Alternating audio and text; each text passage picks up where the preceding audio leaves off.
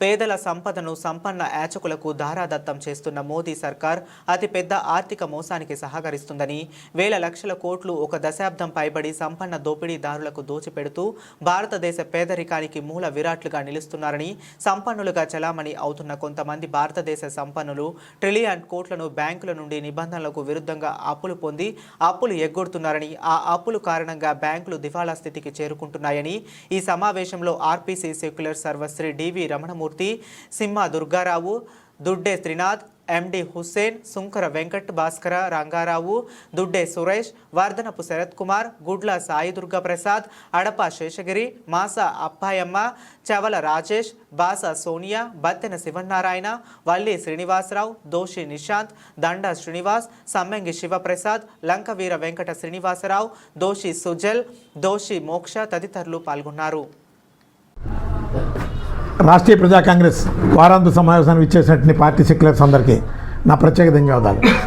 ఈరోజు ఈ భారతదేశంలో 2 రకాల దోపిడీలు జరుగుతున్నాయి. అలాగే 2 రకాల యాచకులు ఉన్నారు. ఒకళ్ళు పుట్టుకతో యాచకులైతే మరొకరు దోచుకుంటూ దోపిడీతో యాచకులుగా మారుతున్నారు. ఆ యాచన ఏ విధంగా ఉంటుందంటే, ప్రజలను దోచుకున్నటువంటి దోపిడీదారులకి వాళ్ళ ఉన్నటువంటి ఆర్థిక నేరాలని పూర్తిగా మాఫీ చేసేటటువంటి ప్రభుత్వాలు ఈరోజు భారతదేశంలో ఉంటున్నాయి.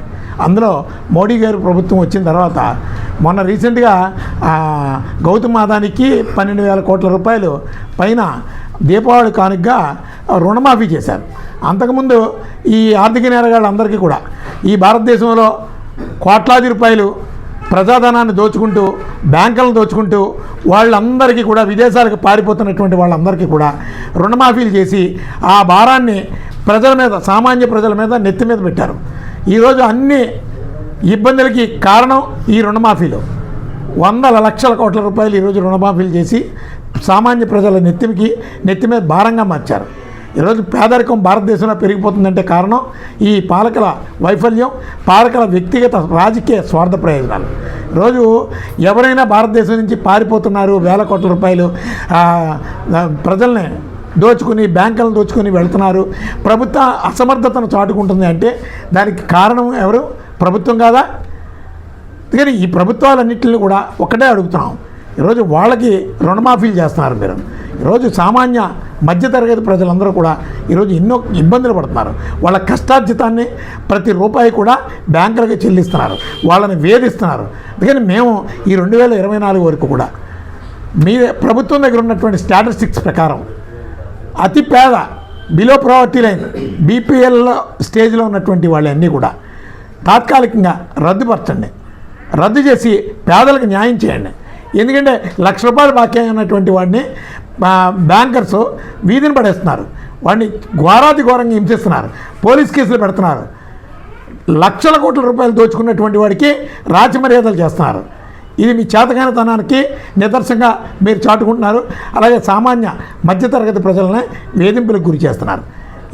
ఈ పర్యాయాలు దేశ ఆర్థిక భద్రతకి చాలా ప్రమాదకరమైన పరిస్థితులు. మీకు చేతకాక మీ ప్రభుత్వాలు కార్పొరేట్ రాజకీయ పార్టీలతో ములాఖత్ అయ్యి ఈరోజు రాష్ట్ర ప్రయోజనాల్ని, దేశ ప్రయోజనాల్ని ఆర్థిక నేరగాళ్ళకి తాకట్టు పెడుతున్నారు. అందుకని ఈ దేశంలో భావితరాల భవిష్యత్తు కోసమైనా, అలాగే ఇప్పుడు ఆర్థిక నేరగాళ్ళు ఎంతమంది అయితే ఉన్నారో బ్యాంకులకి ఈ రుణాలని మాఫీ చేసినటువంటి వాళ్ళ ఆస్తులన్నీ ఈరోజు భారతదేశంలో ఉన్నాయి. ఆ మన భారతదేశంలో ఉన్నటువంటి ఆస్తుల్ని తక్షణం స్వాధీనం చేసుకొని ఆ సంపదనంతా కూడా జాతికి అంకితం చేయండి. ప్రభుత్వం స్వాధీనం చేసుకోండి, ఉన్నంత వరకు రికవరీ చేసుకోండి. అంతేగాని ప్రభుత్వాలు ఆర్థిక నేరగాళ్ళకి రాచబట్ట వేస్తూ భావితరాలకి అది ఆదర్శంగా తీసుకోవాలని సంకేతాలు ఇస్తున్నటువంటి ఈ ప్రభుత్వాల మూలంగా భారతదేశం అంతా కూడా క్రైమ్ రేట్ పెరిగిపోతుంది. అందుకని మోదీ ప్రభుత్వం కాలంలో ఈ ఆర్థిక నేరాలు చాలా ఎక్కువైపోతున్నాయి. ఆర్థిక నేరాలంతా విదేశాలకు పారిపోతున్నారు, ఇక్కడ ఏ నేరం చేసినా పర్వాలేదని. కానీ రాష్ట్రీయ ప్రజా కాంగ్రెస్ పార్టీ ప్రధాన డిమాండ్ ఇప్పుడున్నటువంటి పేద మధ్యతరగతి కుటుంబీకులకు ఉన్నటువంటి ఇప్పటి వరకు ఉన్నటువంటి అప్పులన్నీ కూడా, బ్యాంక్ అప్పులన్నీ కూడా టోటల్గా రుణమాఫీ చేయండి. అదేవిధంగా ప్రభుత్వం ఈ ఆర్థిక నేరగాళ్ళ ఆస్తులను స్వాధీనం చేసుకోవాలని చెప్పి రాష్ట్రీయ ప్రజా కాంగ్రెస్ పార్టీ ప్రధాన డిమాండ్ చేస్తుందని ఈ సందర్భంగా తెలియజేస్తాం.